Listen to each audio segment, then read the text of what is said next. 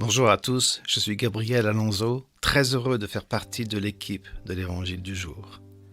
Plusieurs me font la remarque que j'ai un accent anglais. Et oui, je suis français, mais j'habite l'Angleterre depuis 1993. Donc forcément, puisque je parle l'anglais tous les jours, ça laisse des traces. J'aimerais partager aujourd'hui le texte qui se trouve dans l'Évangile de Marc, au chapitre 8, et les versets 34 à 38.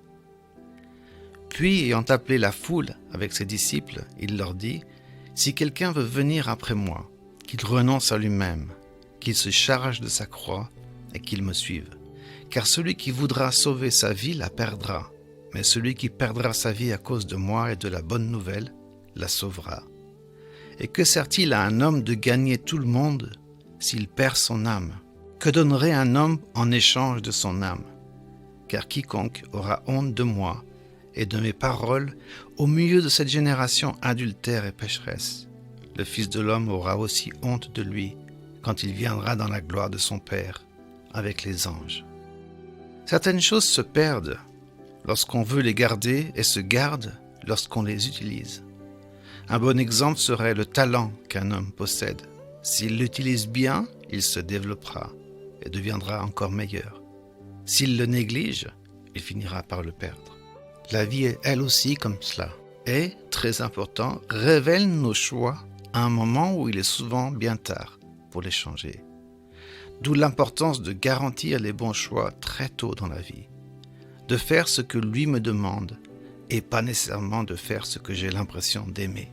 Pour revenir sur l'importance de faire les bons choix très tôt dans la vie, voici une illustration que je trouve utile.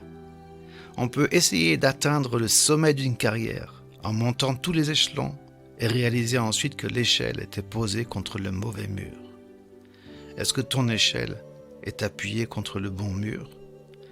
Dans le livre des Proverbes, au chapitre 3 et les versets 5 et 6, il est écrit « Confie-toi en l'Éternel de tout ton cœur et ne t'appuie pas sur ta sagesse.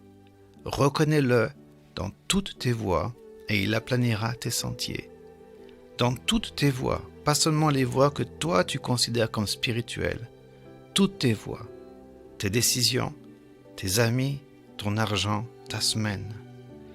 Ah, si seulement on avait un entraîneur, quelqu'un qui pourrait nous conseiller tout le temps, tous les jours. Mais nous avons ce conseiller. Écoute ce que dit le livre de Josué au chapitre 1 et au verset 8. « Que ce livre de la loi ne s'éloigne point de ta bouche. Note qu'il est question de ta bouche, pas seulement de tes oreilles pour entendre, mais de ta bouche pour le réciter.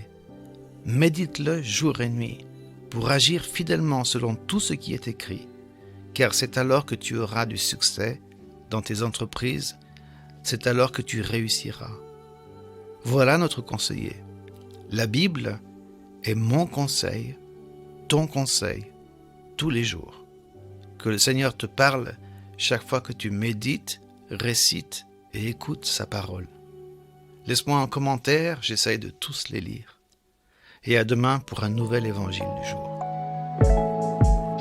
Si cette méditation t'a encouragé, pense à la partager autour de toi. Pour nous retrouver chaque jour, abonne-toi et active la cloche.